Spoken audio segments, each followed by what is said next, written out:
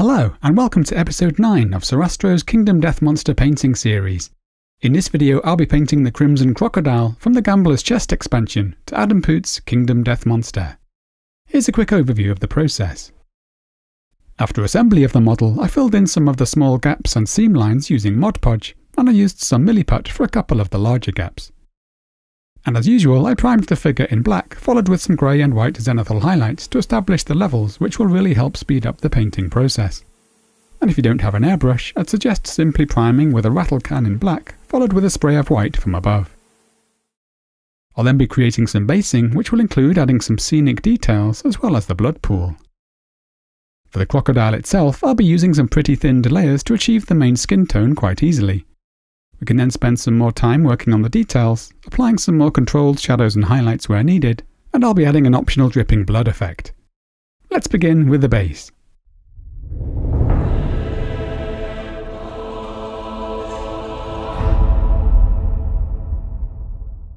To begin, I've decided to use some 3mm foam board to create a bit of height. This will allow me to more easily create the channel for the blood, whilst providing a flat surface to glue the model onto. So here I'm marking out where the crocodile will make contact with the base, and I'm now sketching out where I want the blood pool to go.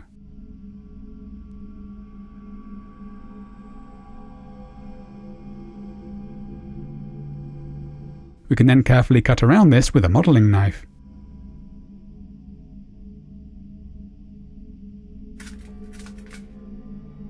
And I'm now cutting out the channel where the blood will be.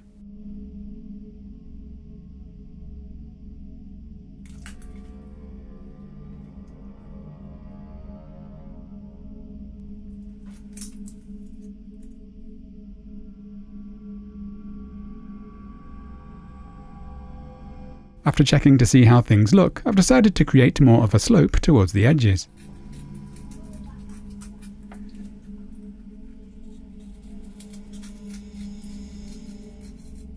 And I'm now using superglue to attach the foam board to the base.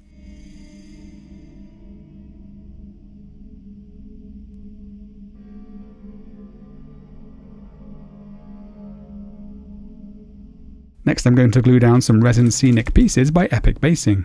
I decided to use various lengths of marsh grass, grass tufts, and some battlefield bones. After playing with the arrangement, I'm once again using superglue to attach them to the base.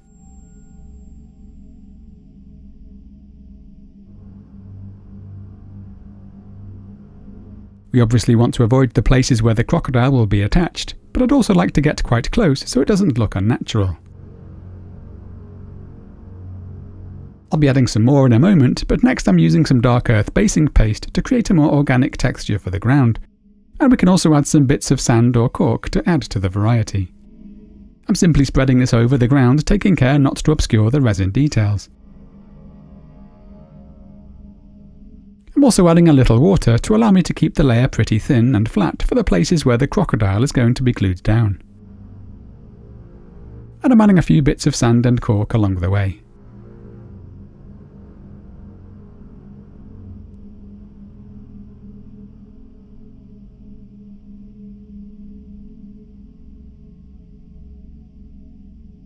Once dry, I've chosen to add some additional scenic elements.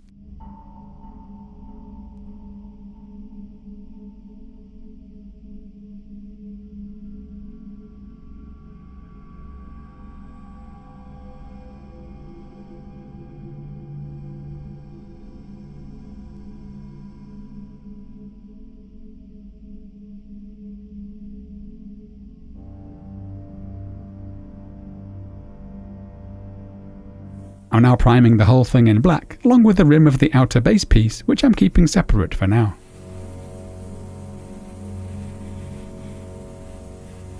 We can then bring up the values with some grey and white, shot mostly from above, to preserve some shadow in the recesses.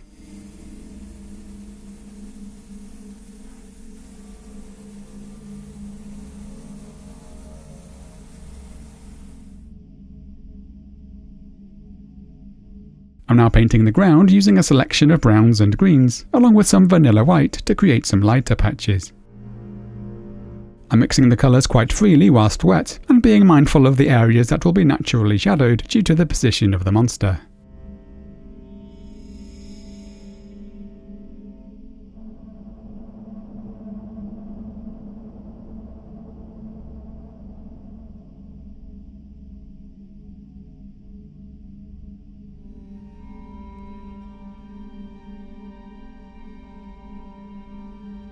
I'm using burnt Sienna Umber for where the blood will be going.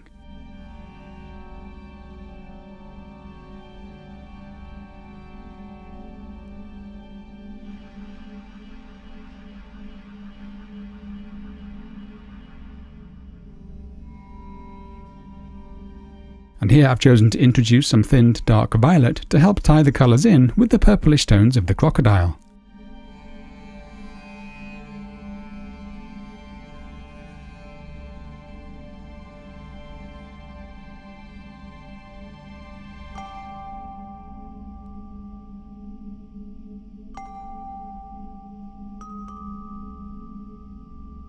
Next I'm painting the bones using a mix of titanium grey and cork brown.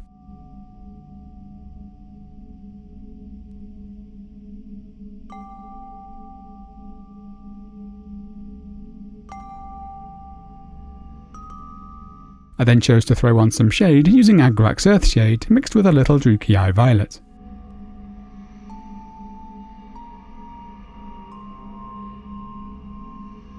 And I'm adding some highlights with the addition of some vanilla white and a touch of Jade Green.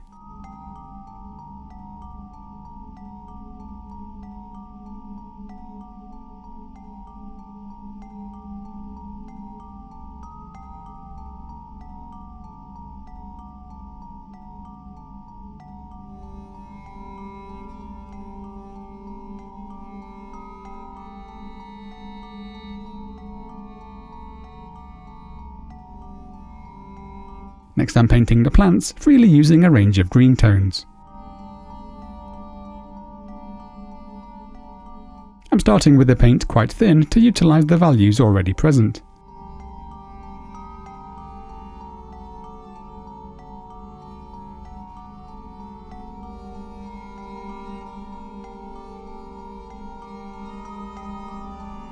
And I've chosen to drop in a little Coelia Greenshade and Druchii Violet.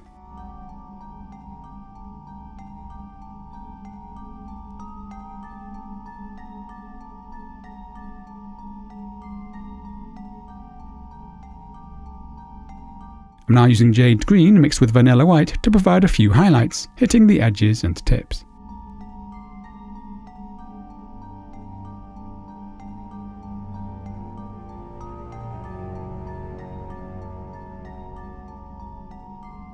And here I'm just picking out a few final highlights elsewhere on the base.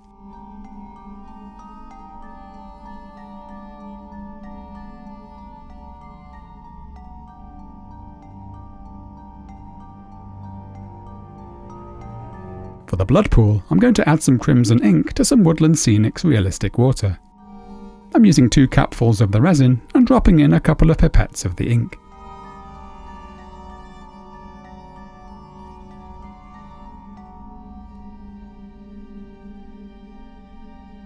After giving this a good mix, I'm using a larger pipette to drop it into the channel, bringing it right to the edge as we do so.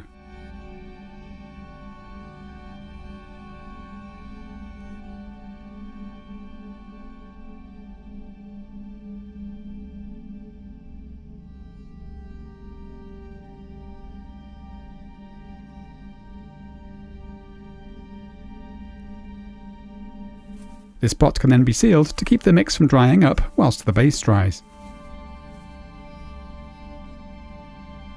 I then added another couple of layers to achieve a nice smooth finish, as there tends to be some shrinkage, and I also tried mixing in a little violet ink to achieve a slightly cooler tone.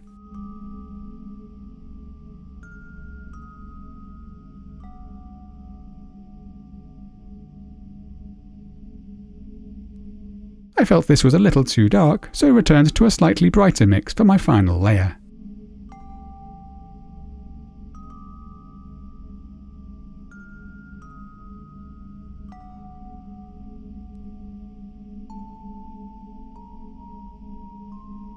With the base complete, let's now paint the crocodile.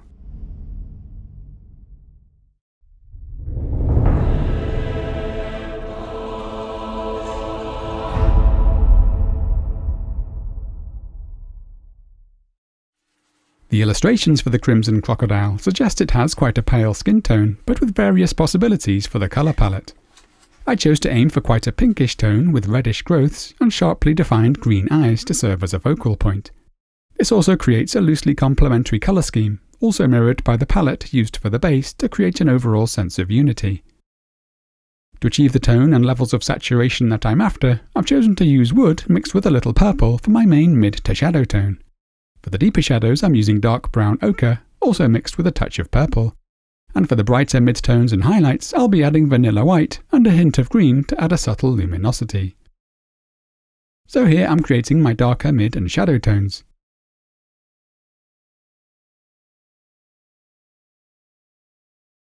And I'm now creating my highlight tone. I'm starting with a lightish mid-tone and focusing just on the left legs for now to check that I'm happy with my colour choices.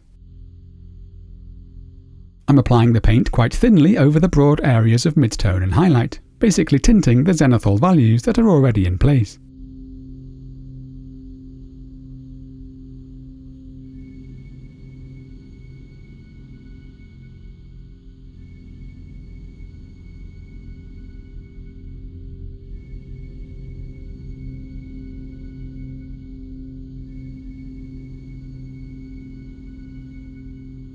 For the feet, I'm using some thinned shadow tone, like a wash, to darken the various recesses.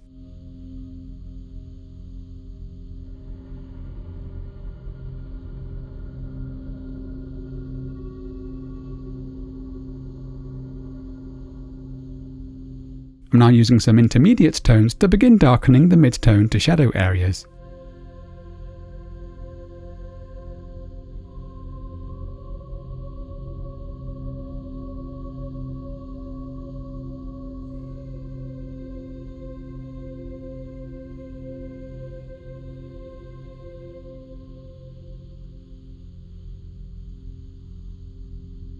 And here I'm going a little more opaque to achieve some greater depth in the deeper shadows.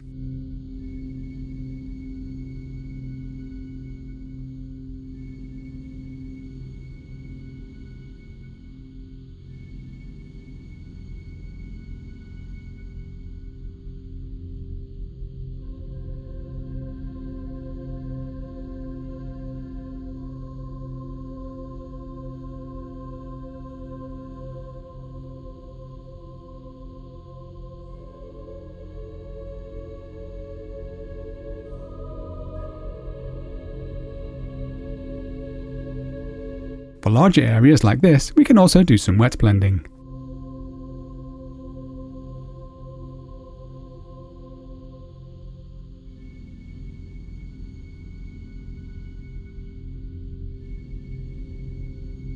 I'm now mixing in additional vanilla white and adding a few highlights.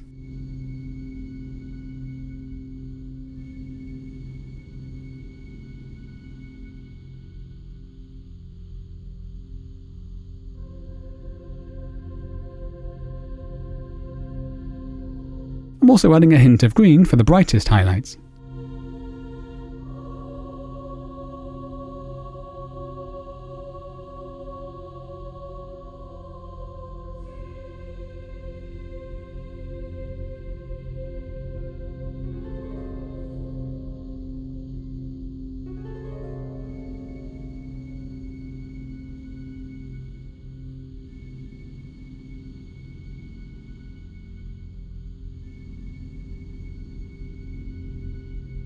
Here I'm nudging the saturation of the more shadowed areas with more of the thinned purple.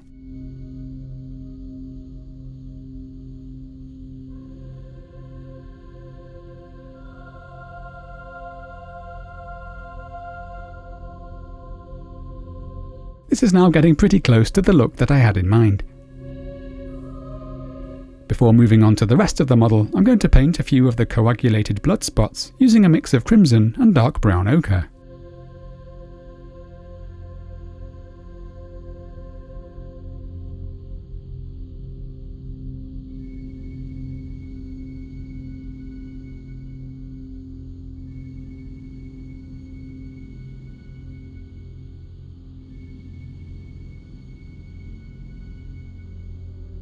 Since I'm happy with my colour choices, I'm now moving on to the rest of the monster.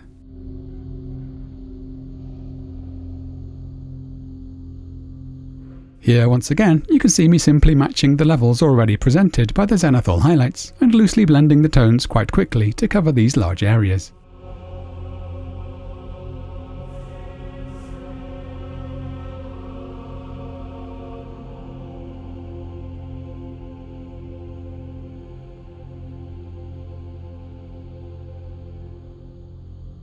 And for these fingers, I'm once again applying the shadow tone quite thinly, like a wash.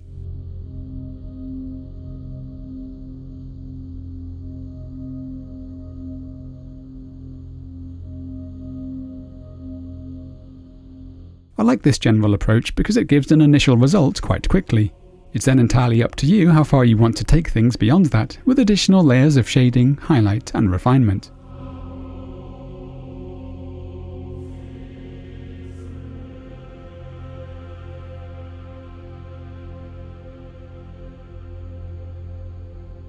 Here I'm using the crimson and dark brown ochre mix for the tongue.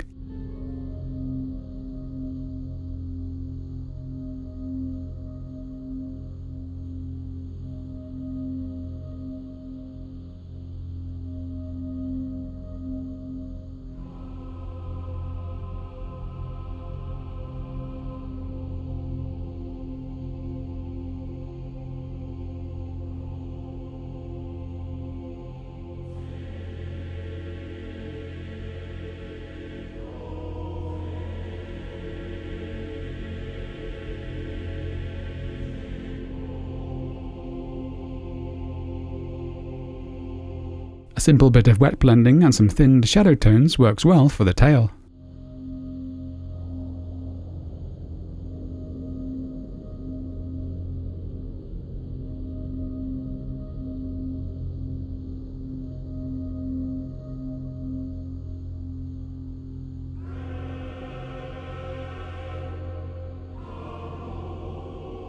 I've decided to give the fingers a darker, slightly more solid base tone, and I want to ensure I get the brush into all of these shadowed recesses.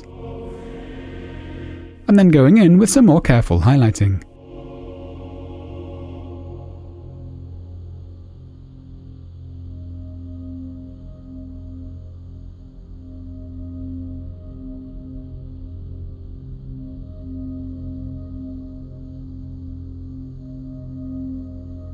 We could even do a little dry brushing to help speed this along.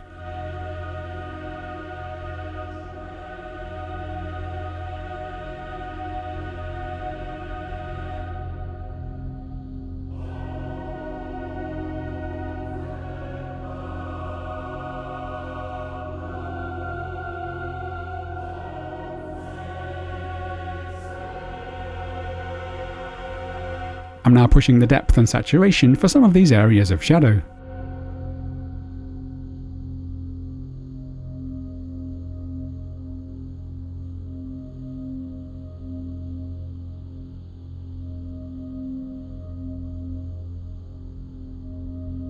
And I'm further darkening the inside of the mouth.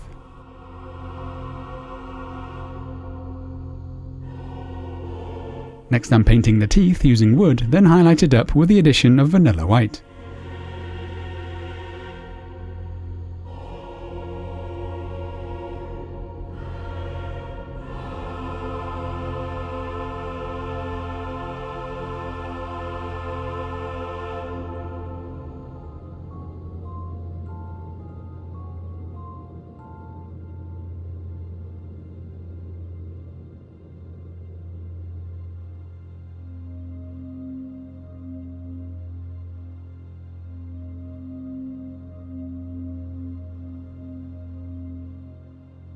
I'm using a mix of white and vanilla white to pick out the very tips.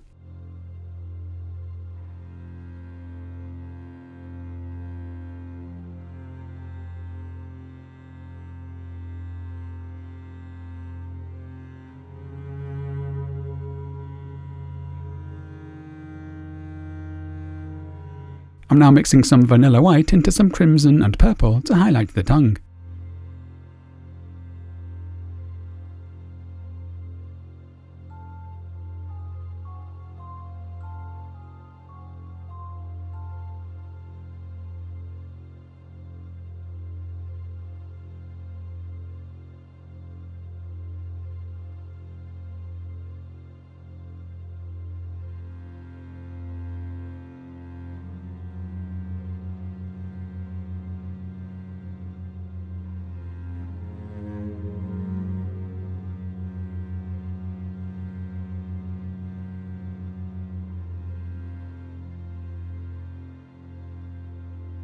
we can go super bright for these last few highlights.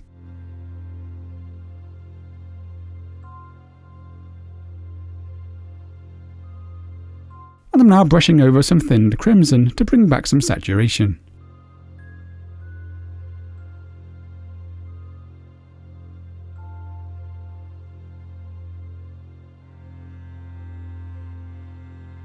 We can also highlight some of the more prominent growths.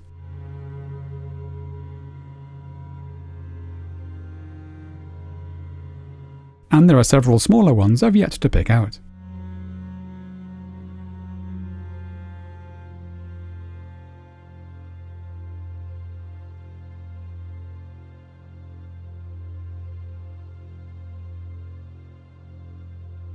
Next I'm painting the eyes, where I'm first painting the white areas using white mixed with a touch of black.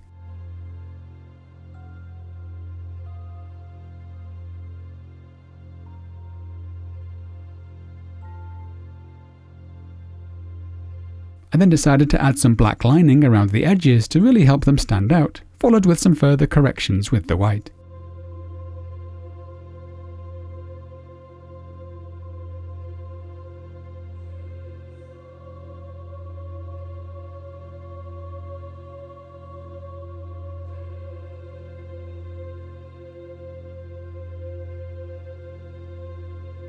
I'm now painting the irises, firstly with some moss green.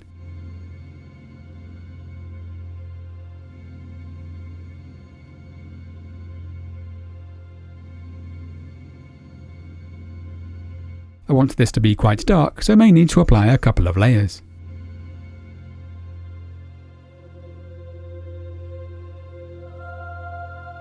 I'm then mixing in some lime green and using this to brighten up the more central area surrounding the pupil.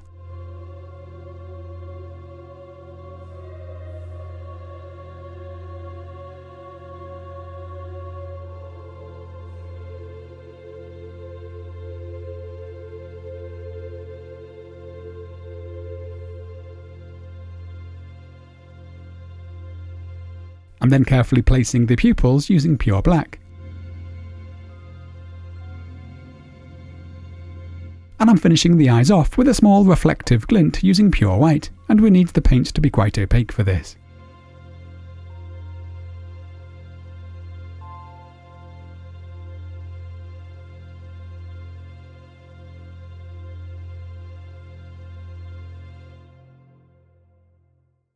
Next I'm going to do some more controlled shading and highlighting on the face to increase the contrast and widen the tonal range.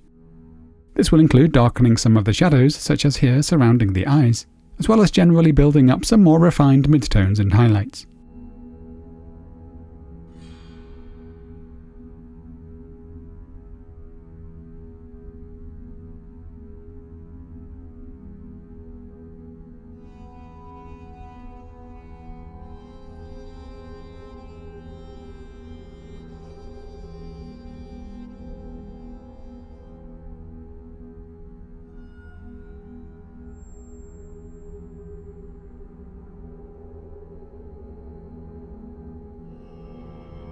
I'm also adding some final shading and highlights elsewhere on the monster.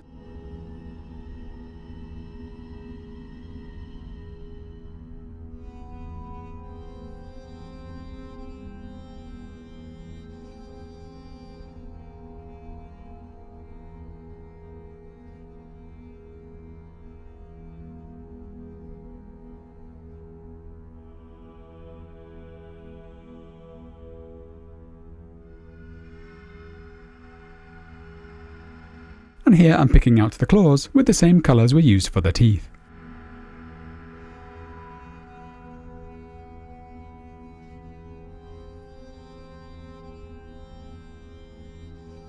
To create one more final bit of colour modulation, I've chosen to glaze some thinned turquoise blue over some select areas of the skin. This creates a slightly corpse-like feel.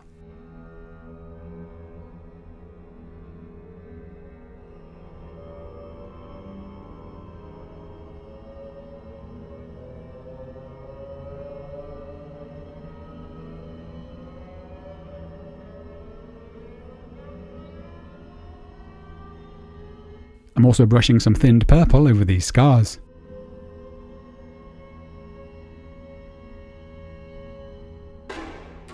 I'm now painting the rim of the outer base with a matte black, followed with some matte varnish, before gluing the scenic base on top. And I'm now gluing down the monster.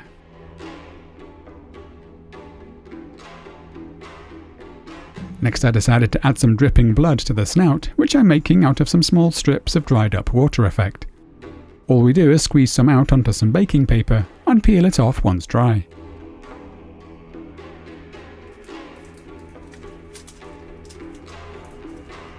This can then be trimmed as needed, and I'm gluing it down with some Mod Podge, taking care to encourage it to dry as vertically as possible.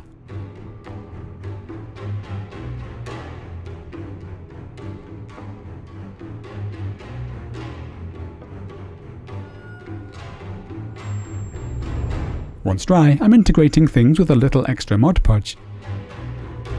I'm then painting the effect with a mix of primary red and dark brown ochre to roughly match the tone of the blood pool.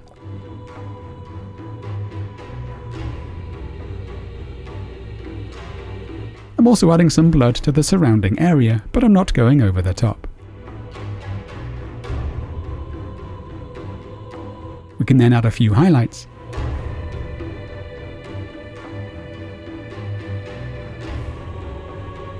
And I'm now picking out the last few blemishes, as well as one of the eyes which I missed earlier.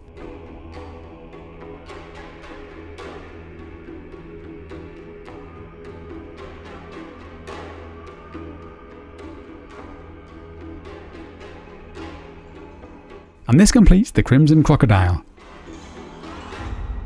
Thank you for joining me. I do hope you've enjoyed the episode. As always, you'll find full details of the products used in the video description, along with links to all of the places I can be found on social media and on Spotify. My sincerest thanks as always go to my kind patrons for funding this series. If you'd like to help support my work, do please consider hitting the Patreon link to find out more.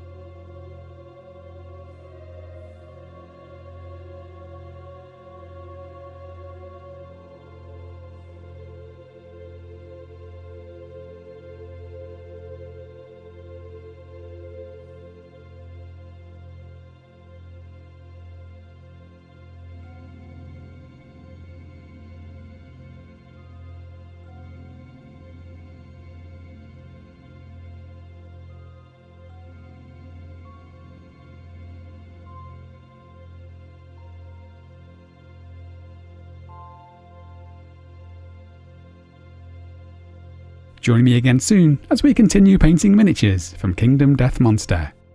Happy painting!